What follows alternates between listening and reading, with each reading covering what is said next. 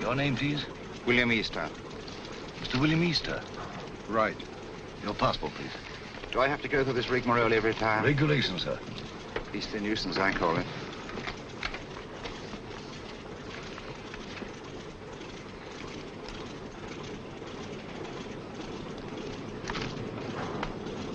You will receive your American visa in Lisbon. Will there be time? Definitely. We seem to have cut our time pretty close, Sir Henry. Have you a word, Sir Henry? Do you wish to make any comments, sir? Sir Henry, what is your destination, New York or Washington? I'm sorry, I have nothing to say. Sir Henry Marchmont, official business. Oh, Sir Henry Marchmont. Sir Henry, go. Good luck, Sir Henry. Thanks, I may need it. Shall I take your case, sir? Definitely not. Sir Henry, don't mind. I see. You think the old boy carried the fate of the Empire in that little black case? Perhaps he does. Time's up, boys. Roll it away. Lively now. Hey, just a moment. You're shy of one passenger. Hold on. Wait a bit. Wait, I say. I've got passage. Yes, all right. Your name, sir? Grayson's the name. John Grayson, senior clerk, Paro Nash and Paro, solicitors, Chancery Lane. You've got it all there.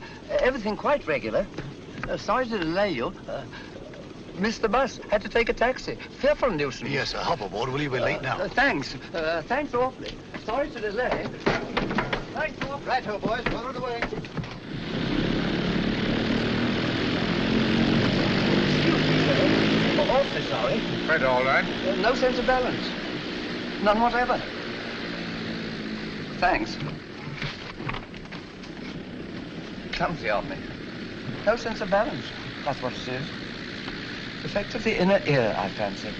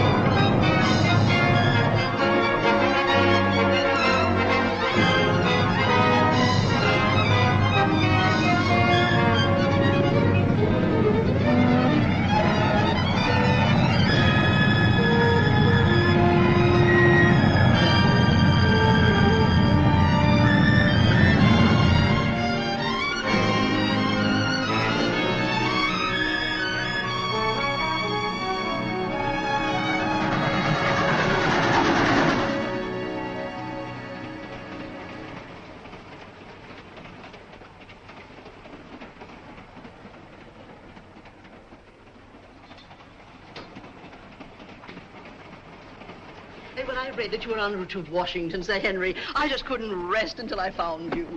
Now, do you know, when can you dine with us? Very kind, Mrs. Jellison. I'll put you first on my unofficial list. Oh, I have a much better idea. You must let me put you up during your stay. Thanks very much, Washington but- is so crowded. I'll put you in the blue room. Come in.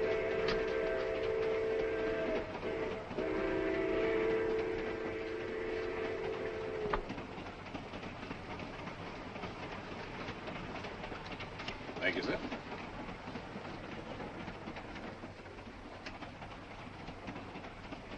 But if Sir Henry isn't the one, who is? I don't know. But the head received a cable from London tipping him off. It's up to us to find the real British agent before this train reaches Washington. Yeah. Whoever's got the document will be protected there. If Sir Henry isn't carrying it... I've got it. Besides Sir Henry and myself, only one man has come all the way from London. A chap called Grayson, John Grayson. Well, then Grayson's our man. Grayson's carrying the document, while Sir Henry's being used as a decoy. It's so old, it's new. When Grayson leaves the club car and goes to get his luggage, that's our cue. We know what to do, Easter. Good. That's Grayson standing at the bar. The little fella.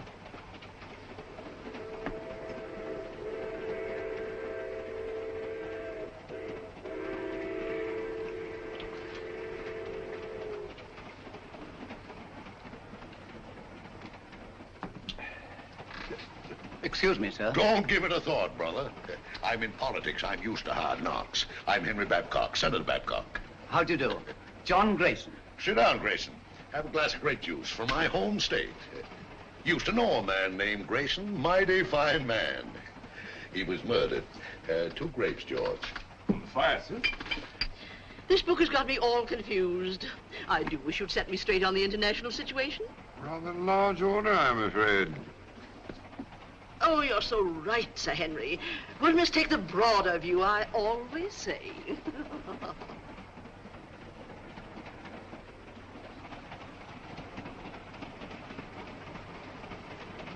Another grape juice, Grayson.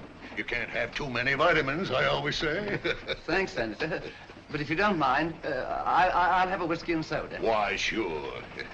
George, bring him over, will you? Yes, Let's sir. get a chair. I was built for comfort.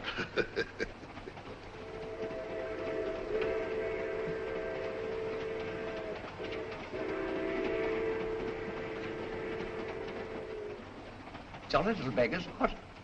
Kept so myself as a lad, till Mother got a cat. Shh. Don't say Z-A-D.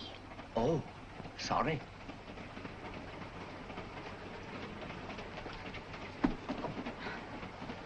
Permit me, ma'am. Oh, thank you. Very kind, I'm sure.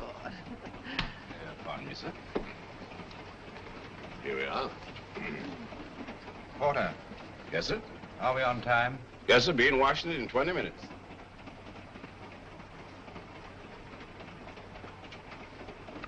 By the way, Grayson, what's your line? Line? Yeah, what business you in? What's your racket? Oh, I represent a London legal firm, Barlow, Nash & Barlow. Barlow. I used to know a man named Barlow.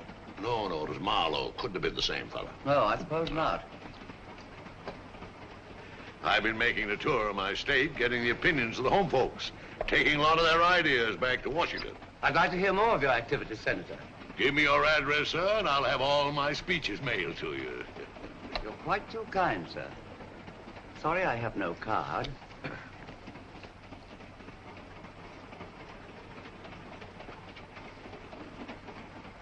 Oh, Porter. Yes, miss? Permit me.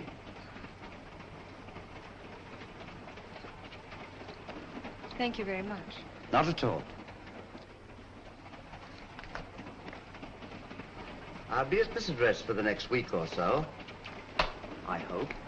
Thank you. I'll get my papers together. Pleasant meeting, my friend. Better look me up in Washington. I'll just get my bag. Thank you, thank you. Oh, I forgot to pay George. Excuse me, sir. What's the matter with the lights? Keep your seat. Just a little blackout. Keep your seat. Mice! Oh, dear. All gone.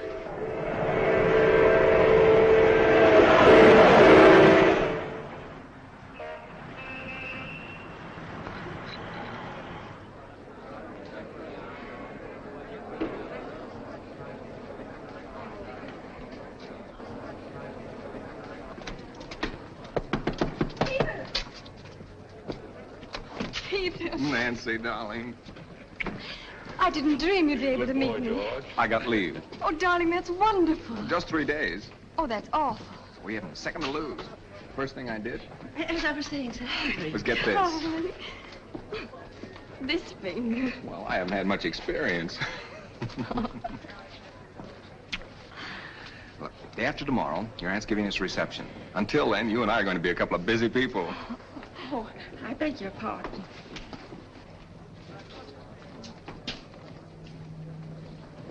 Goodbye. Who's your boyfriend? You needn't worry. He just lit a cigarette for me.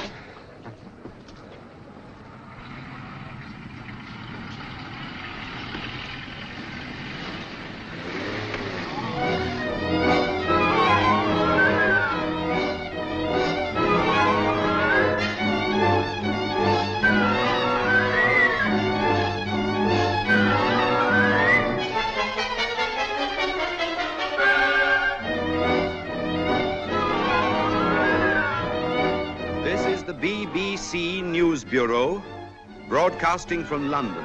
At this time, we present our regular morning summary of the news. A British subject has disappeared under curious circumstances. John Grayson, senior clerk in the firm of Parlow, Nash and Parlow, solicitors, Chancery Lane, has not arrived at his firm's representatives in Washington. Foul play is suspected. Deplorable. Simply deplorable. It's the sort of thing that shakes your faith, by Jove. I say, Holmes, shakes your faith in everything. You alarm me, Watson. I've never seen you affected by the news, however startling. Startling, my dear fellow, it's devastating. Seen the scores? The Navy got 428 for 6 wickets against the Army at Lord's. May I draw your attention to the fact that really momentous things are happening in the world today? I know all about that. I'll get to them later on. Excuse me. Mind my egg, Oldby. Oh, I'm sorry. With your consuming interest in the game, I'm surprised that you've changed your mind about running up to Lord's cricket ground this afternoon. It can't be helped. I had to put it off. How did you know I changed my mind? Elementary, my dear Watson. Invariably, when you go to a cricket match, you fill your flask with my best whiskey. Just now I noted in passing that the flask was empty. The single whiff informed me that it had been recently filled. Obviously, after filling it, you would pour the contents back into the bottle. Therefore, you had changed your mind about a cricket match. You amaze me, Holmes. You positively amaze me. Come in, Mrs. Hudson. Oh, excuse me, Mr. Holmes. There's a gentleman, and he's very insistent. Well, I do declare he followed me right up the stairs. Didn't I ask you to wait? My good woman, you may ask me to wait, but not the British Empire. Mr. Holmes, I must talk to you immediately. How are you, Mr. Ahrens? That will be all now, thank you, Mrs. Hudson. My good woman, indeed. Ahrens? I seem to know that name. Don't tell me, my dear Watson, that you don't recognize Mr. Ahrens at the Home Office. Oh, yes, of course. I knew you the moment you came in. How are you, Ahrens? How do you do? Did you see what the Navy did to the Army at Lord's yesterday? All right, Watson, go on with your breakfast. Bad show. 428, 6 wickets. Mr. Holmes, I'm here on a matter of the utmost secrecy. Now, I assure you, Mr. Ahrens, that Dr. Watson is the very soul of discretion. Won't you sit down? By the way, Watson, please be so good as to keep tapping on the table with your knife. Tapping on the table, no? It will break the wavelengths if by any chance there's a dictograph in the walls. Oh, really? Cigarette? No, thank you. You can stop now, Watson. Well, Mr. Ahrens, I take it you've called on me in connection with the kidnapping of John Grayson in America last night. Yes. Yes, exactly. Grayson was carrying a document of a very confidential nature. Indeed. Its contents are of such great international importance that I am not at liberty to reveal them. But if that document falls into the hands of the enemy, I can only say it will be absolutely disastrous for this government and our allies. For that reason, we did not wish to transport it to Washington in the usual way. So, a regular King's messenger, Sir Henry Marchmont, was dispatched. Not carrying the document, of course. That's right. Sir Henry was a sort of... sort of red herring, shall we say? Precisely.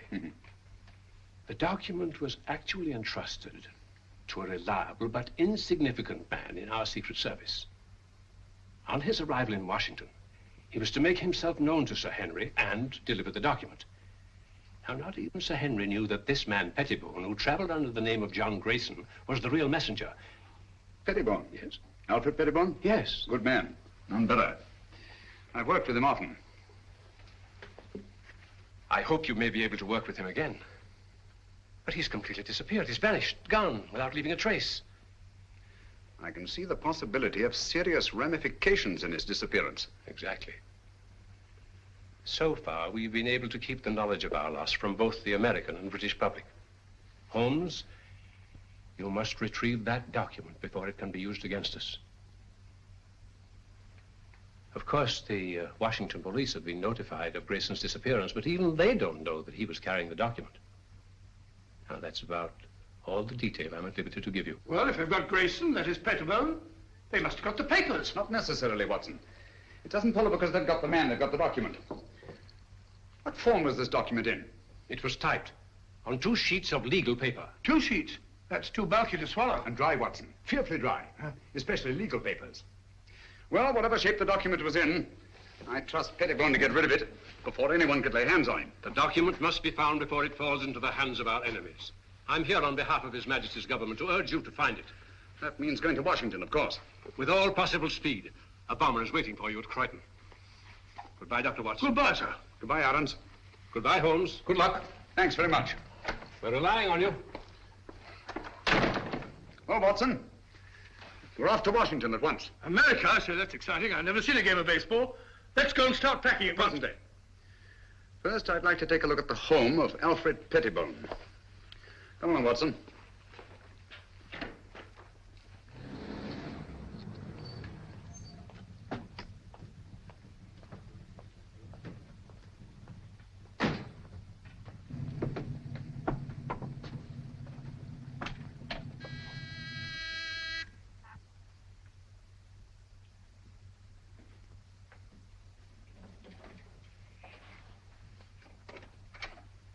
Why, Dr. Watson, what a surprise. And Mr. Holmes, won't you come in? Thank you. I'm frightfully sorry, but you won't find my son in. He's gone to Washington. Some business or other. Poor fellow, I'm afraid that he'll never get used to the climate over there. Would you mind if we looked over your son's room? Why, of course. It's upstairs. Thank you. Some friends told me it's very, very muggy, very sticky. I had a letter from Philadelphia the other day. You'll find his room in a dreadful pickle, Mr. Holmes. Quite nifty is, if I as much as put my nose inside. As if I cared anything about his silly old collection.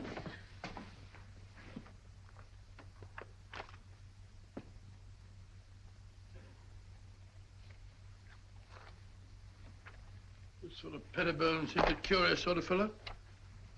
Sort of collector of collections. Postage stamps, military buttons, butterfly, bugs, snapshots, all sorts of rubbish. Yes, I shall write a monograph someday on the noxious habit of accumulating useless trivia.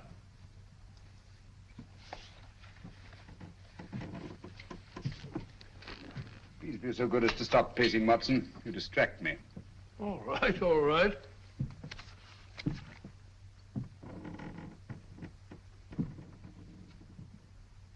Unless I'm greatly mistaken, our friend Pettibone did not carry 2 pages of legal paper when he left this room. I wouldn't be too sure, Holmes. Ashes are deceptive, you know. On the contrary, my dear Watson, the rag used in our official documents leaves an ash that is unmistakable. Oh, do stop pacing. I'm not pacing. I've moved an inch. I'm sorry, old fellow. My error.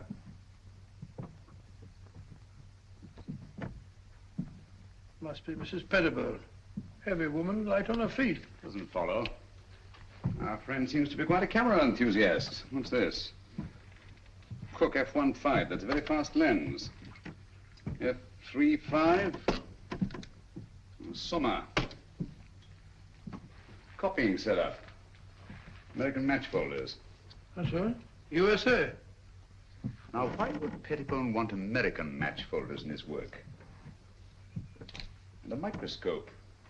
Most interesting. Oh, what's this? Watson, this microscope was last used for examining microfilm. I'm beginning to see the pattern. Stop now. Did you know that the letters of our soldiers overseas are being photographed on microfilm so that one carrier pigeon can carry the equivalent of 18,000 letters? Oh, really? We had a carrier pigeon in the last war. Back in 1915, belonging to the Brigade Signal Corps. Did you? Yeah, the poor bird kept flying round and round in circles all day long. Found out later on that it was cross-eyed. Tragic thing. Huh? Because we took... Where are you going? Huh? Oh, dark room, huh? This is what I was looking for. Huh? This projector magnifies tremendously anything placed on the slide, like this piece of microfilm. Understand? I can't say I do exactly, no. Wait a minute. I'll show you what he's photographed.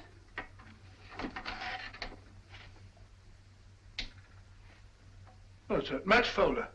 What do you want to photograph that for? Probably to line up his equipment before he photographed the document. We've got it, Watson. What's over? Yes. Come along. Oh, it's all as clear as mud to me. Just as I thought.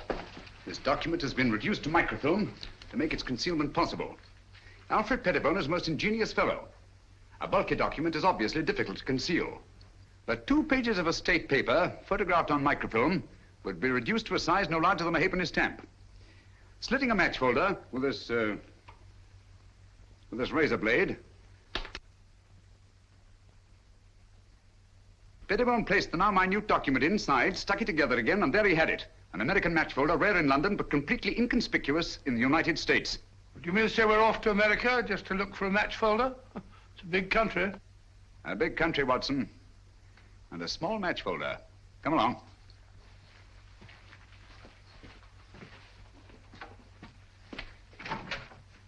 Did you find what you were looking for, Mr. Holmes? Yes, thank you, Mrs. Pettibone.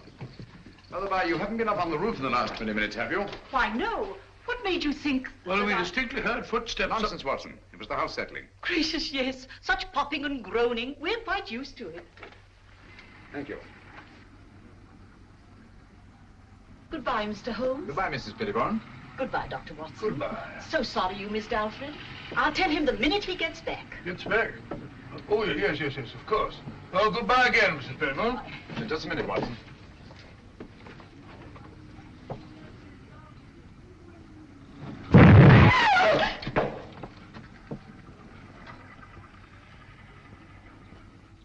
That was no accident, I assure you, Watson. Well, aren't you going to find out who did it? Time's too precious now. But at least I know they've learned of my entry into the case. They? Who are they? The same group that took Alfred Pettibone off the train on his way to Washington. A group that will stop at nothing to get their hands on the document he carried. Their leader is a clever, resourceful criminal who seems to have sources of information from everywhere. Oh, that means a worldwide organization. Who'll stop at nothing, you say? Quite.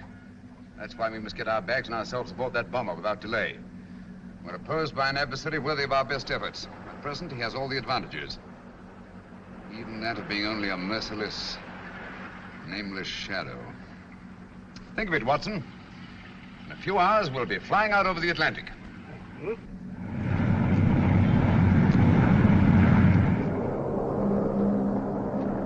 We're flying over New York, sir. New York, eh? Yes, sir. We've been cleared by radio. Non-stop, Washington.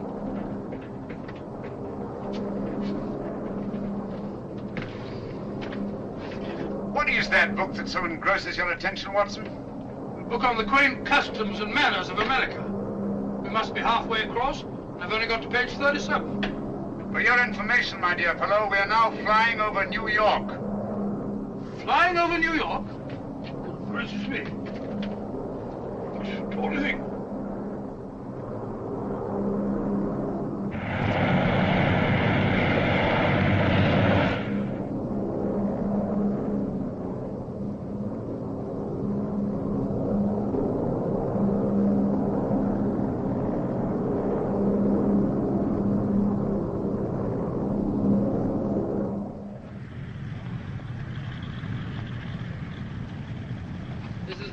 car, Mr. Holmes. You're being very helpful, Mr. Lang. Detective Lieutenant Grogan of the Washington Police. How do you do? Welcome to Washington. Thank you. This is my associate, Dr. Watson. How do you do, sir? How are you? I suppose I should say, how are you, buddy? What's cooking? Oh, come along, Watson. Oh, it says it's in the book. What's cooking?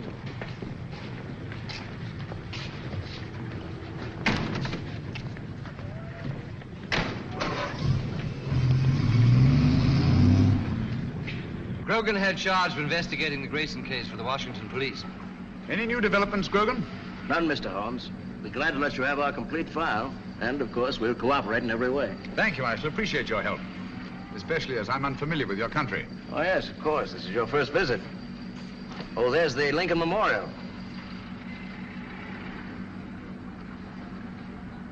Most impressive. Oh, by the by, Mr. Lang, thank you for your cablegram. I received it just before I left London. Cable? I sent no cable. About our reservations at the Hotel Metropole. Why, no. We thought you'd stay at the embassy, of course. Look at that.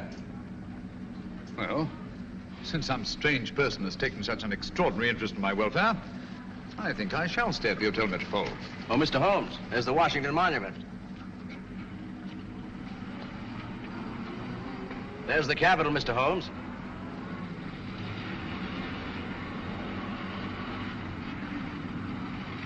Magnificent.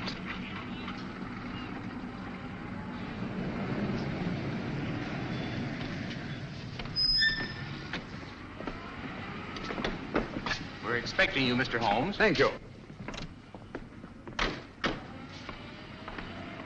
I questioned everybody known to have been in that club car, as a matter of course. Sir Henry Marchmont confirms that Grayson had contact only with the people on this list. Now, he had a drink with Senator Babcock, and he chatted with a Miss Pringle about some mice she had in the cage, and he picked up a book dropped by Mrs. Jellison. Not very much to go on. How many of these people have been attacked already? I've heard about your deductions, Mr. Holmes. Well, Senator Babcock was held up on his way from the station, with nothing taken. And Mrs. Jellison's home was ransacked that night. And she found the book that she carried from the train literally torn to bits. That's right. Miss Pringle? Well, Miss Pringle says someone released the mice from the cage during the night sometime, and she found the cage torn apart. What happened to the mice, Sir Weller? An intriguing line of thought, Watson, but not essential to the case. Apparently, Grogan, they're still looking for the document. I'd very much like to have a look at that club car. Well, that'll be easy. I have the car held in a siding in the railroad yards. Good. But we've searched the car thoroughly, Mr. Holmes. We couldn't find a thing. Well...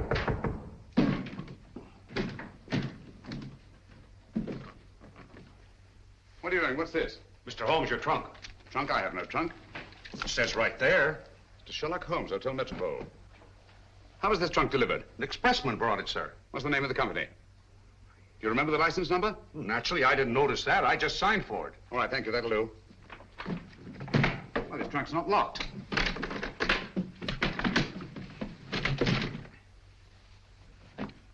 Great Scott. Poor chap. You recognize him, Mr. Holmes? Yes. Who was he? The man we're looking for, John Grayson. His real name is Alfred Pettibone. British Secret Service.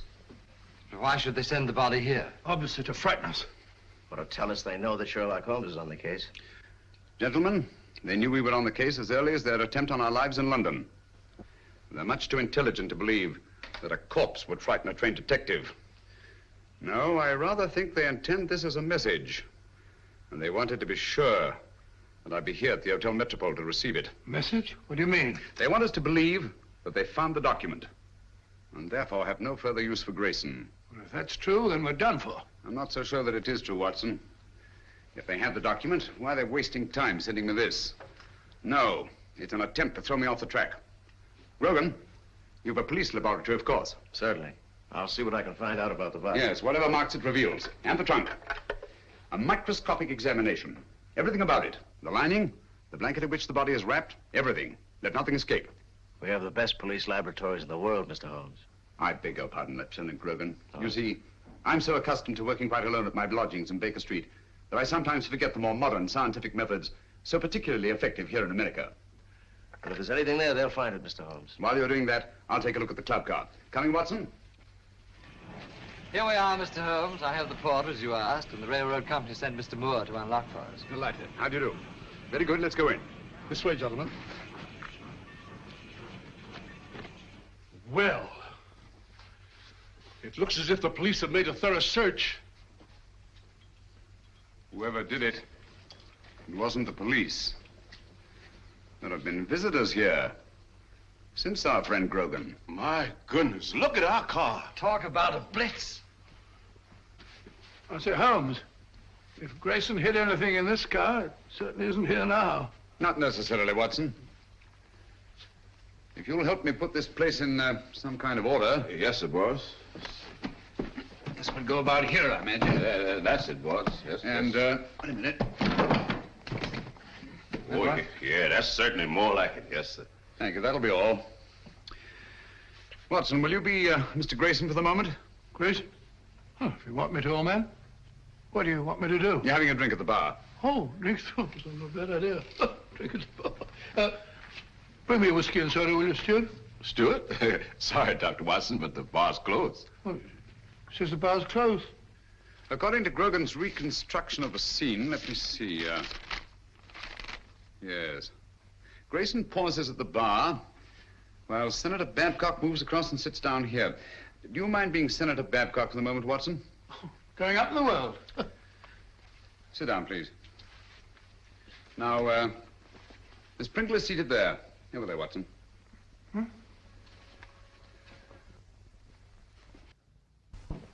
Now, Miss Pringle. That's right, the mouse woman. Oh, the mouse woman. Watson, over here, please. No, not there. Not there. That's Senator Babcock. Oh, pardon me, Senator. Sit down, please. Now you're Mrs. Jellison. Oh, excuse me, Mr. Holmes. He ain't Mrs. Jellison. He's the young lady. What? Sir Henry Marchmont was sitting right here, and Miss Jellison was right here. She's a sort of a big, fat lady. What did Grayson do that attracted your attention so particularly to Mrs. Jellison? The little man, he retrieved her book. And the young lady sitting here, didn't she converse with the little man? No, sir. That young lady didn't have no converse with no one. When the little man lit her cigarette, she ran back and said, "Thank you very much." But you have matches here for your customers. Oh, yes, she called me, and I saw a cigarette, and I knew she wanted a match. And Grayson used one of his own matches? Dog it. Oh, yes, he took a folder from his coat pocket. Did he put the match folder back in his pocket, or did he give it to the young lady? I don't remember. I was fairly busy. Try to remember. Well, if I should try to doomsday, I couldn't rightly say just what happened to that match folder. Oh, yes. I remember just one important thing. What? When the little man lit her cigarette, he said something very peculiar. What was it? He said, "Permit me." Oh. Well, gentlemen, I'm extremely grateful to all of you. That's all we can do for the present, I think. Since the place was torn to bits after the murder of Grayson, and the attacks on Senator Babcock, Mrs. Jellison, and Miss Pringle, I'm convinced that the document left the club car long before these events. But how?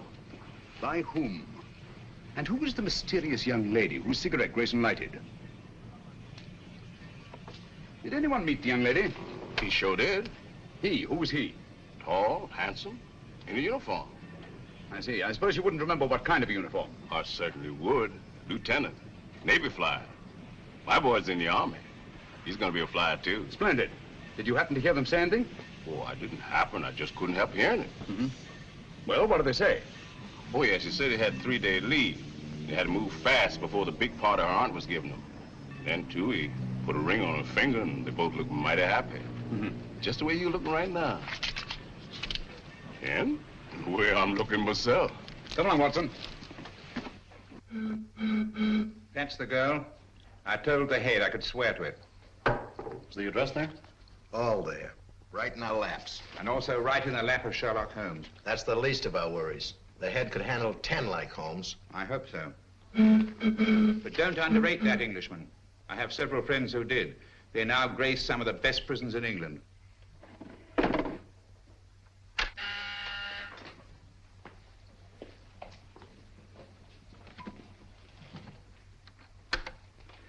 Yes, sir? I talked to the catering company. It's quite all right. They could hardly refuse me. It's the Acton Company. The Acton Catering Company. Yes, sir. I know what to do.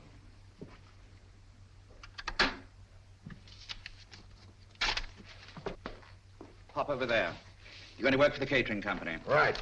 When you get in the house, find out all you can. Cady. Yes? You're to go as a guest. Will it be safe? It'll have to be.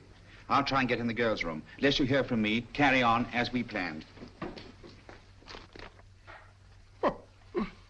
Flash Gordon. Seems a very capable fellow.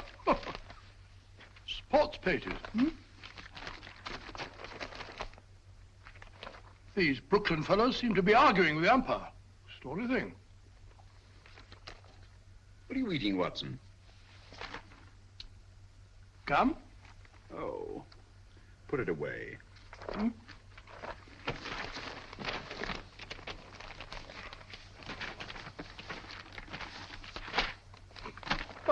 Never seen you take an interest in the society columns before. It's a concern I'll drop at once, I assure you, Watson. You found what you're looking for?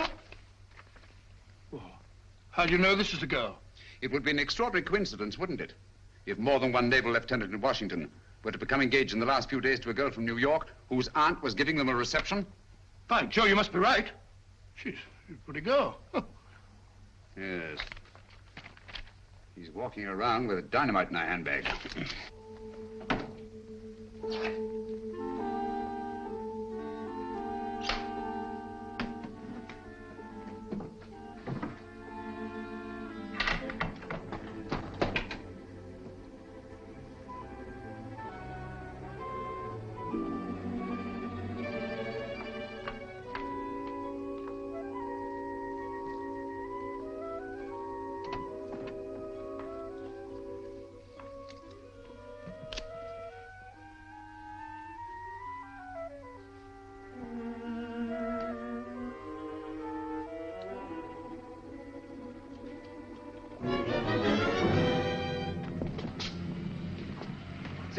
Wardlaw Place.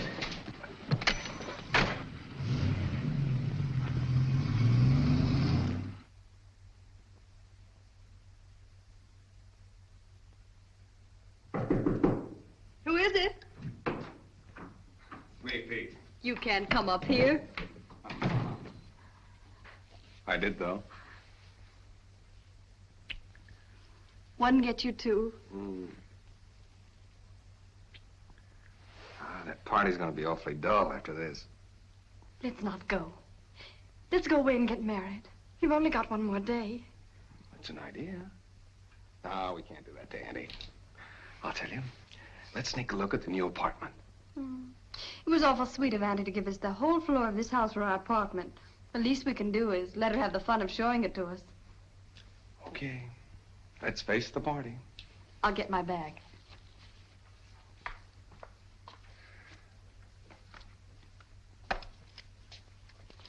Thank you. Oh, no, you don't. That's the way I got them.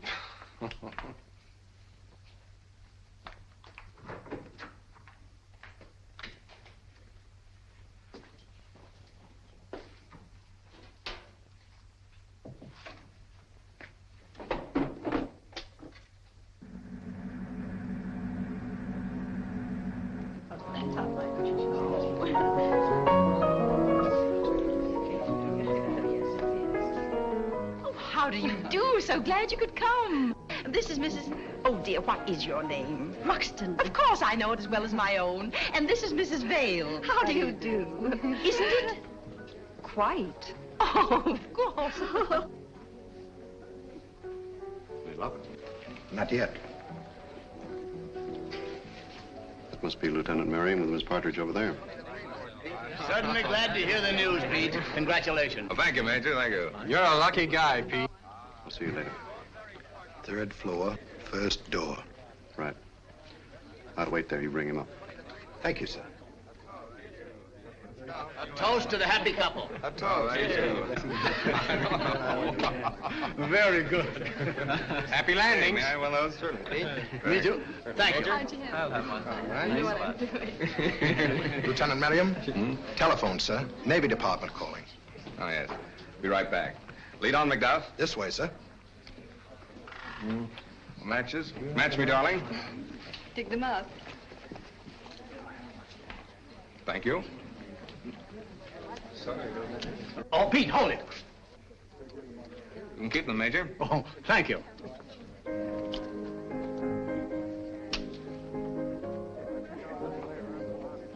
Thank you. Not for me, thank you. No, thank you. Why up here? They said it was private. There's a phone in here, sir. Hey, it's my new apartment. Miss Partridge didn't want me to see it till after it was finished. Here you are, sir. Quite a smell of paint, sir. In here, sir. Thank you.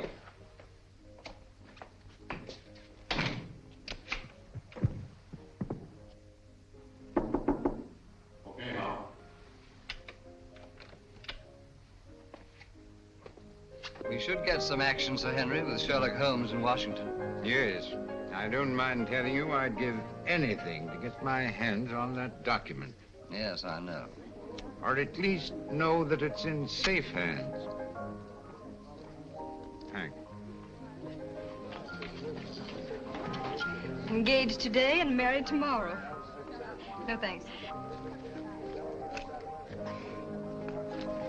Have you a match? Miss Partridge? Yes? Lieutenant Merriam asked if you would come to the new apartment. But he's not supposed to see it yet. The new apartment? He must think you're already married. Yes, I don't dare let that man out of my sight. Excuse me, will you please? Surely. Oh, I'm so sorry. May I? Thank you.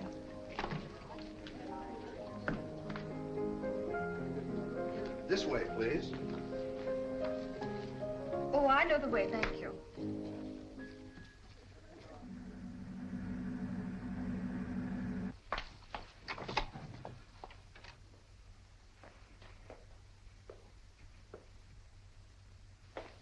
Peter, where are you?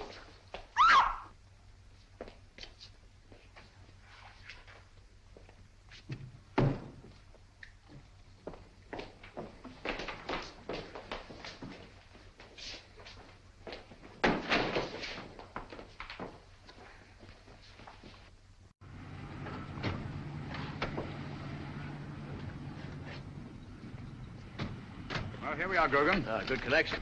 We'd better go into the party. Well, I think you better go in first, Mr. Holmes. I'm not very good at this sort of thing. I think you do all right.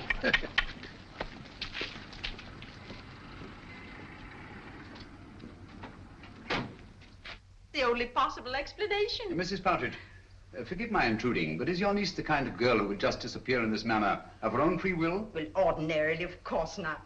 But the girl's in love. In love? Well, of course, if they're in love, that's... Even so, they'd naturally tell you of their destination. Really, I've no idea. Oh, but they'll be back here again tomorrow. You see, I prepared an apartment for them. An entire floor in this house. By the by, Mrs. Partridge, I gather the rug you ordered for the apartment was not entirely satisfactory. Oh, those tiresome workmen. I told them not to come in here this afternoon, but they did. And walked out with the rug, which they no doubt informed you had been sent by mistake and would be replaced tomorrow. Yes, but however did you Quick, know that? show me the apartment. Yes, there were two rugs there. One for the living room and one for the dining room. All your workmen wear rubber-soled shoes, do they not? Oh, but yes, always. Their company requires them to. Nevertheless, there have been leather heels on this floor. And a woman's heels. Very recently, I should say. Not yours, Mrs. Partridge. But recently enough, so that no dust has had time to settle in the imprints. Stay over there, please.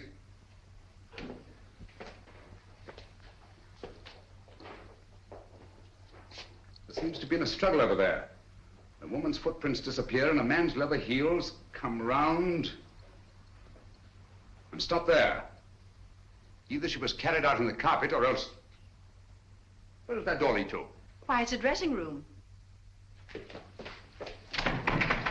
Perhaps an ordinary skeleton key. Try it.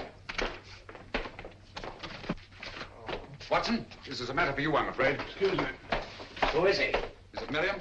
Peter! Take it easy, Mrs. Partridge. Let the doctor examine him. How is he, Watson? Nasty crack on the head. Nothing serious, thank heavens. Is there somewhere where you can lie down? Of course. Poor Peter. Take him to my room. Yeah, son, put your arm around my neck. That's the old chap. Mr. Holmes, you must find Nancy. Quite. Poor Peter. Girl disappeared right from under our noses. It's unbelievable. I better try to trace that truck. That won't lead us anywhere. Our antagonist is too clever for that. But the girl must be found immediately. You're sure the police chemists found nothing definite in their examination of the trunk? Not one thing pertinent to the case. What about Grayson's body and the blanket it was wrapped in? Nothing. Every object connected with this case has some kind of story to tell. Do you think they'd mind if... The laboratory is completely at your disposal, Mr. Thank you. Dr. Watson and I will go there at once. Usual findings on the trunk, Mr. Holmes. Bought in Washington, been banged about a good deal. All labels removed. And the body? No marks of any kind. Very well. If you need me, call. Thank you.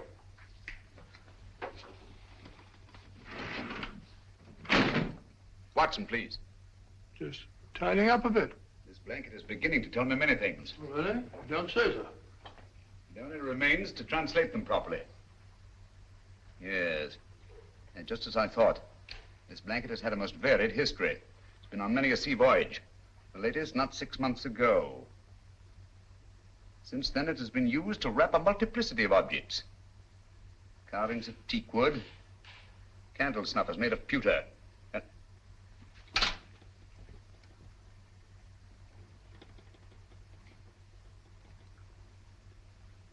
And furniture. Furniture? Yes. Teakwood leaves an unmistakable stain. Pewter rubs off easily. And there are evidences of wax drippings. But what particularly concerns us, Watson, is the furniture. Most likely a chair. Louis the 15th. In yellow and maroon satin. What do all these things suggest you, Watson? Let me see. An aunt of mine, Matilda, lives in Brighton. Very old-fashioned. Very aged. Exactly. Antiques. We've a lot of ground to cover before nightfall. Ground? What ground? If necessary, all the antique shops in Washington. A-N-T-I. Here we are, antiques. Antiques? But what connection is there, Louis the 15th chair with this Partridge girl? This sliver of wood came from a Louis the 15th chair that had once been wrapped in that blanket. From other evidences the blanket supplies, I deduced that it's been used in an antique shop. And whoever controls those antiques murdered Grayson and kidnapped the girl. What? That's it, Watson. Come along. Before the girl's kidnapper becomes her murderer.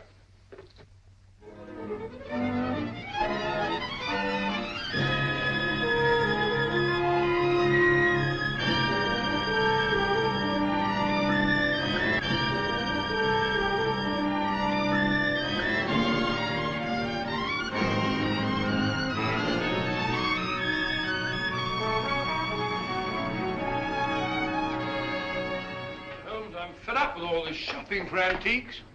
We must keep searching, Watson. The girl's in grave danger. Hello. Hello? Oh, sorry. What is it, huh? This isn't the place it seems to be. Look, Watson. Those cabinets. Obviously imitation, and yet they're priced as if they were authentic. Beware and all that, eh, Holmes? Watson, I feel certain this is it. This is my purse. May I? Thank you. What kind of a joke is this? Oh, don't bother to answer. You can tell the police all about it. And you shall, I promise you. But there are no police here. Haven't you noticed? We are quite alone. I sent for you to ask you a few questions. You always send a rug for your guests. It was a very nice rug, Miss Partridge. It's not my idea of a method of transportation. No, I'm sorry about that, but I'm afraid it was unavoidable. But why? You've no right to bring me here like this. I've always found it wise to take what rights I can get. Miss Partridge, you have a document which I must have. Document? I have no document. It won't do you any good to deny it. But I do deny it. I don't know what you're talking about. You'll remain a prisoner until you produce it. How can I produce it when I haven't got it? But you have. It was observed that on the train you had contact with a little British agent named Grayson. He gave you something. Where is it? But I hardly even noticed the man. I wouldn't even have remembered him if I hadn't seen his picture in the paper. He disappeared or something. He's dead, Miss Partridge. Oh. Now will you tell me what I want to know? But I can't. You won't? I can't, I tell you. Let me out of here. He gave me nothing. That's strange, because I know he spoke to you. There's something very curious about that door up there. To open it, you'd have to know the combination. But I tell you, I spoke to no one on that train. Now, didn't the little man try to be attentive to you? Oh, he may have offered the usual courtesies. I don't even remember. I see. I'm sorry. Aren't you spoke one of these? Thank you. And you're quite sure he said nothing at all to you? Of course I'm sure. Permit me.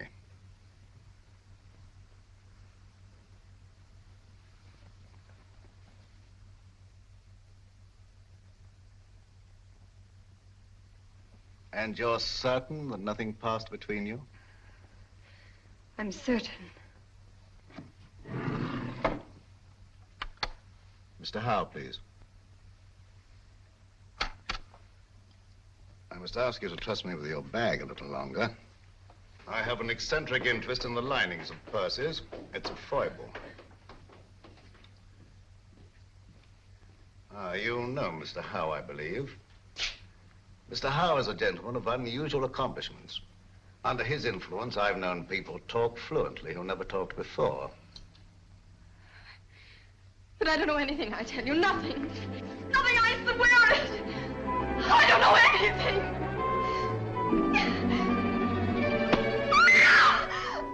You stay out here. I'll go inside. I'll assume the character of an eccentric art collector. As soon as I'm convinced that this is the place we're looking for, I'll signal to you. And you get Grogan and bring him here on the run. But don't lose any time. An extra second may cost a life.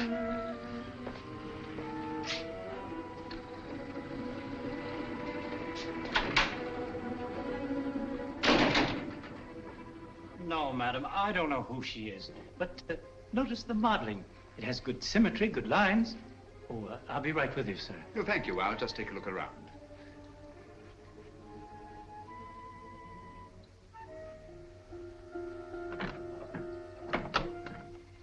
What an extraordinary cabinet. Spanish. Moorish influence. Imitation, of course. It is not an imitation, it's authentic. Oh, come now, my dear man. Ah, may I see some of these ceramics? Those aren't for sale. They're Ming vases mostly, and they haven't been marked yet. Well, that's really a very little consequence. You see, if they're genuine, I can tell to within a shilling what the international price might be. If you please, sir, there are other customers. Oh, yes, of course. Well, I'll just look around. Ah, what a very interesting collection of pewter.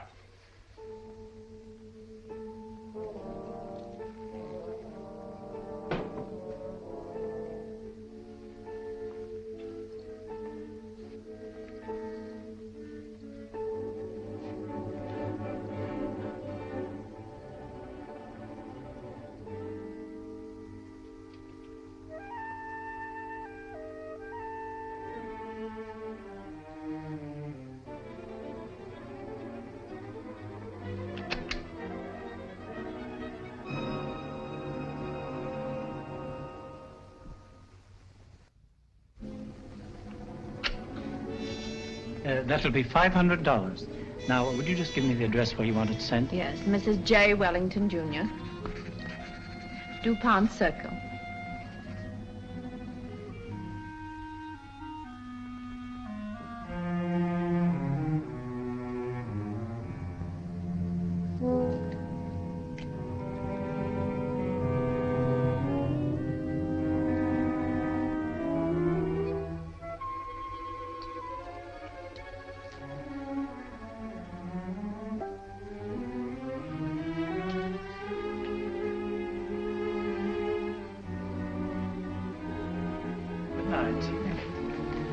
Good night. I'll have it sent out in the morning. Oh, dear. I'm most terribly sorry.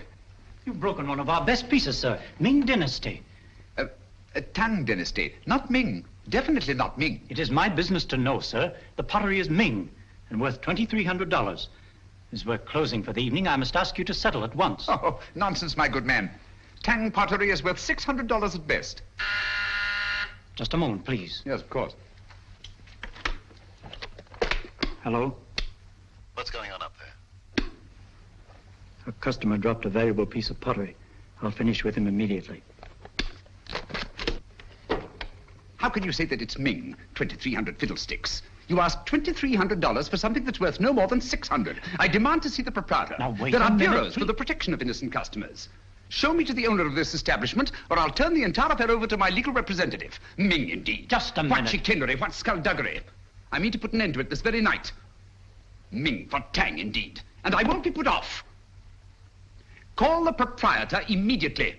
Very well. Just a minute. Yes? This man's mad. An eccentric collector. I can't get rid of him. Insists on seeing you in person. All right, stall him for half a minute, then send him into my office. I'll get rid of him, and quickly. Aha. No screams till the customer's gone.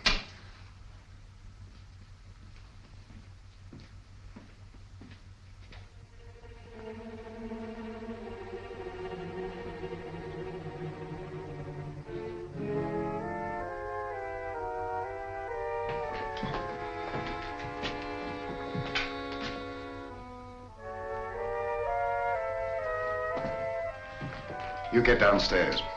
Yes, sir.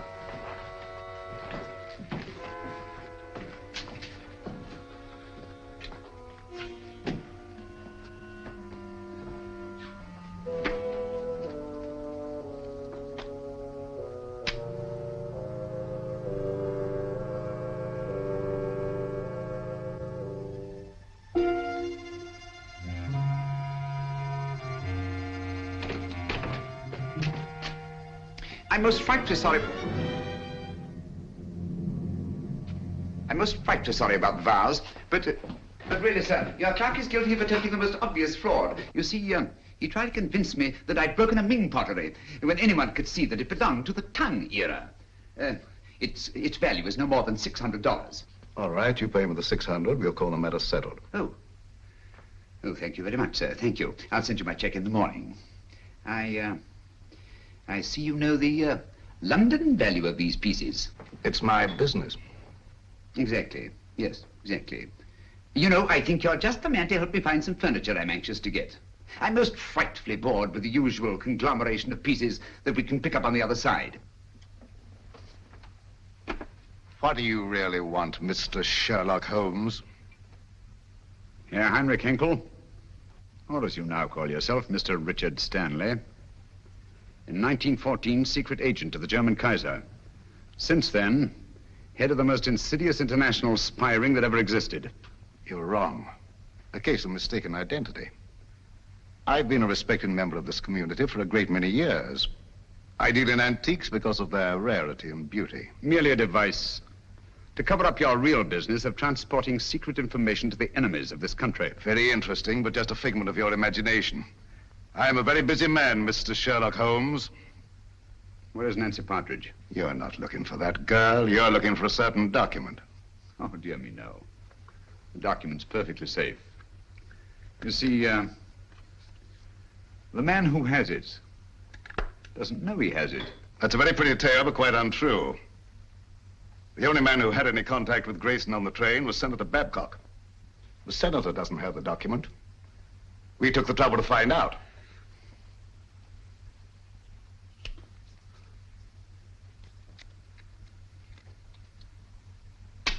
Permit me.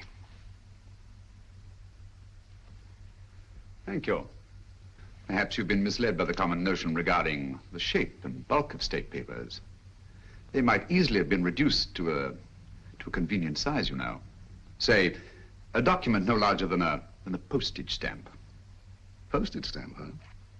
That's a very interesting theory, but not supported by the facts. And quite beside the point. Where's the girl? She's not here, of course, but you're quite at liberty to look round if you care to. Thank you. I shall do so.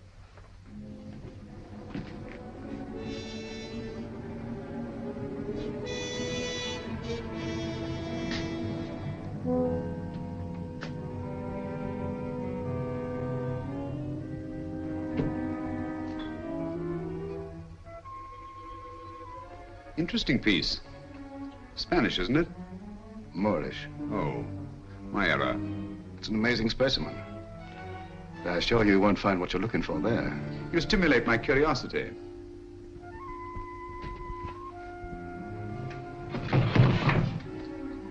This might be interesting.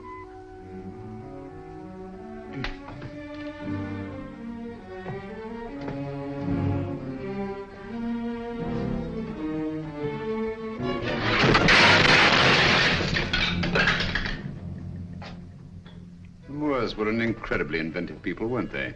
Yes, it was in shocking condition when I got hold of it. But I had it restored. It's very lively now, but old-fashioned. If that's the best you can do, Mr. Stanley, I think I may safely examine the rest of the room. Help yourself. Thank you. Take your hand away from that drawer. Mr. Holmes, you didn't think I was going to draw a weapon. I never touched the things. How odd to find you squeamish.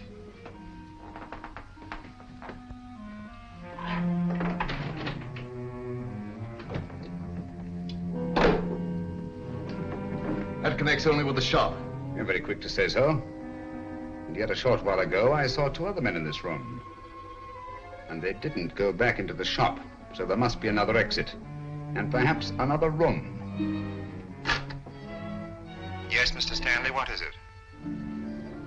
Bring Miss Partridge here at once. Excellent, Holmes. I see your voice hasn't lost its flexibility. My hand hasn't lost its cunning either.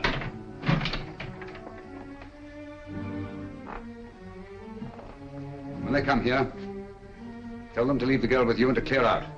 You think I'll do that? Yes, you will. You're playing with lives now, Stanley. Not just the girls. Thousands, millions perhaps. And we don't intend to let one man have that much power. Not now, nor at any time in the future. I prefer you alive to face the retribution that's coming to you. But if I have to do it...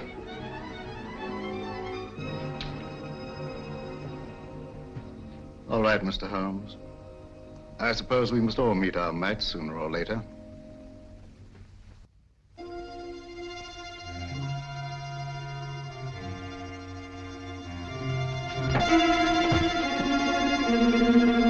That's enough, boys. Take your hands off him. Well, Mr. Holmes?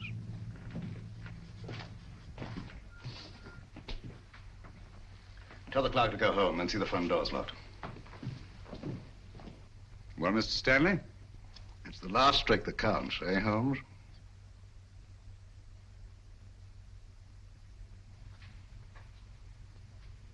I'll remind you of that later.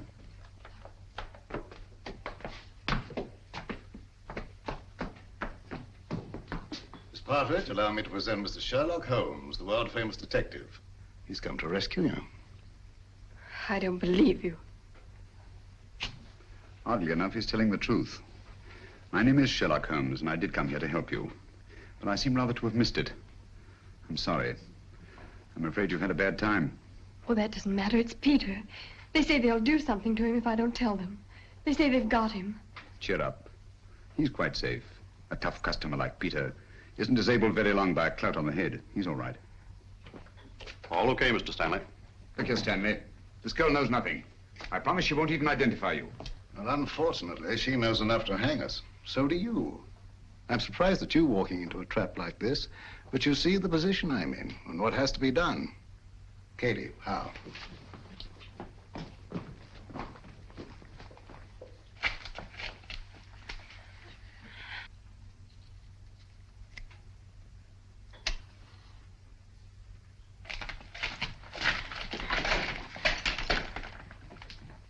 It will give me great pleasure to attend to Mr. Holmes personally.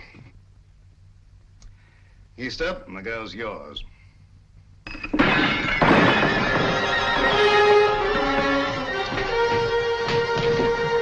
It's the police! Open up, that's the police.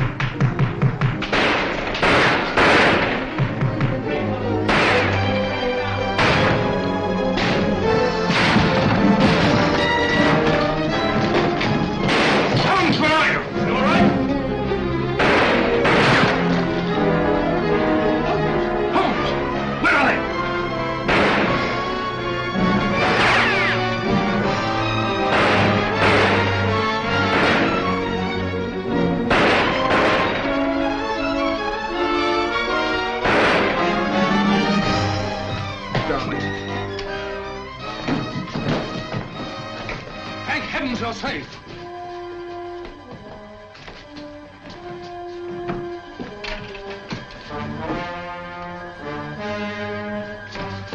Stanley's escaped. All right, boys, bring them along. Come on, Lieutenant. Let's go, Bart. Send it off this building, double quick.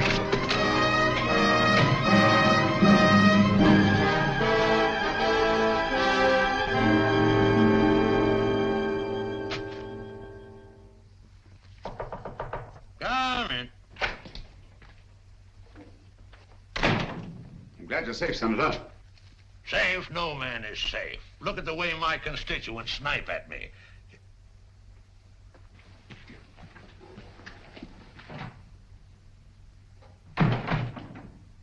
I don't recall seeing your face before, stranger. I don't think we've met. Well, that explains it. My name is Sherlock Holmes. Glad to know you, Holmes. What's on your mind? Senator Babcock, I'm here to inform you of grave peril to your life. Richard Stanley, a dangerous criminal, is now on his way here. Richard Stanley? Why, he's the most respectable citizen of Washington, has been for years. What could Stanley possibly want from me? A document. From under the stamps of a letter given to you by a chap named Grayson. Grayson? Grayson? Used to know a man. Grayson? Why, that's the fellow disappeared. Say, I got that envelope right here in my wallet. Now, what does Stanley think could be under these stamps? A secret document of grave import. Reduced to microfilm and concealed under these very stamps. Thank you very much, Mr. Holmes. That's just what I wanted to know. I might have missed this microfilm if you hadn't led me to it. I seem to have underestimated your capabilities, Mr. Stanley. Yes, Mr. Holmes. Your famous powers of deduction and observation made it very well in Limehouse or Soho. But here in America, I believe you're out of your depth. If so, the verdict of history will be severe indeed. You nervous, Sherlock Holmes? I must confess to a marked irritation. Do you mind if I smoke?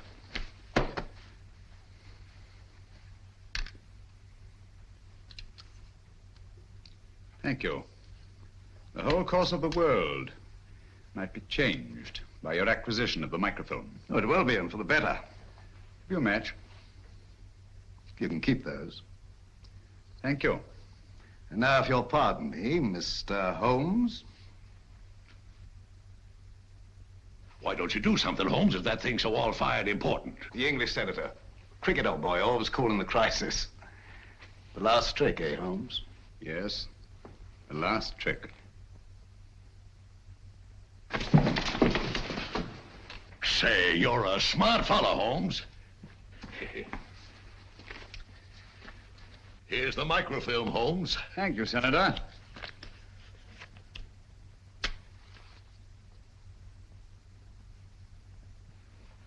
I say, Holmes.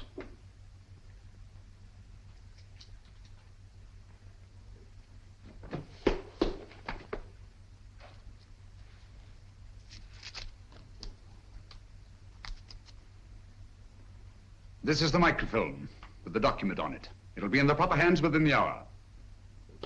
As I told you, Mr. Stanley, the man who had it didn't know he had it. Come on, let's go. Well, it'll be nice to get home to Baker Street, eh, Holmes? Yes. But this is a great country, Watson. It certainly is, my dear fellow. Look, up there ahead. The Capitol. The very heart of this democracy. Democracy? The only hope for the future, eh, Holmes? It's not given to us to peer into the mysteries of the future. But in the days to come, the British and American people will, for their own safety and for the good of all, walk together in majesty, in justice, and in peace. That's magnificent. I quite agree with you. Not with me, with Mr. Winston Churchill. I was quoting from the speech he made not so long ago, in that very building.